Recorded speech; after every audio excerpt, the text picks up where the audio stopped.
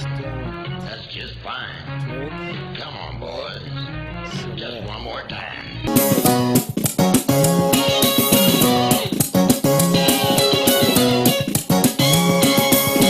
This is indeed a disturbing universe.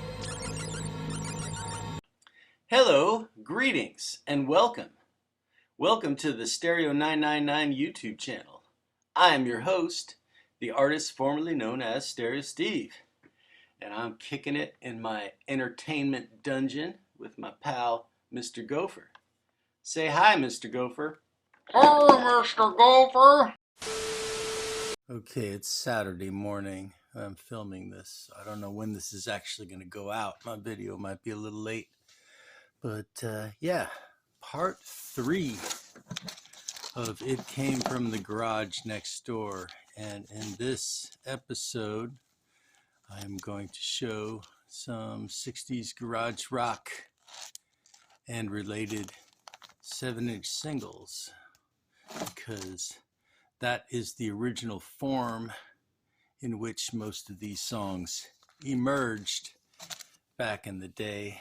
And you know, I don't have a huge stack of super rare records, but I have records I've accumulated over the years that are pretty neat and mean something to me. So I'm going to share.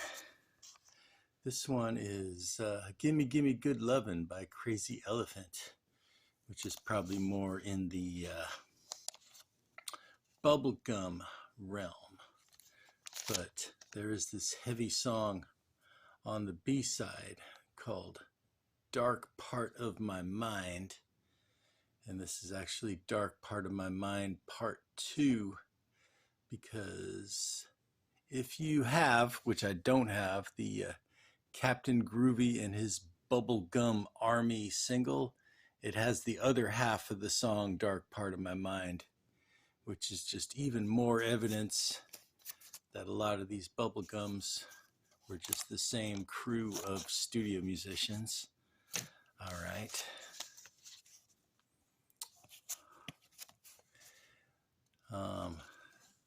Okay, so this is I mean, this is not in the best condition, but this is an OG copy of Psychotic Reaction by the Count 5. The B-side is the song called They're Gonna Get Ya. And spoiler, who's gonna get you? The barbers, and cut your hair off. Oh, watch out, hippies. All right. This is one I found in an antique store way back in the past. This band is called the Cherokee, and they're doing a cover of Willie and the Hand Jive.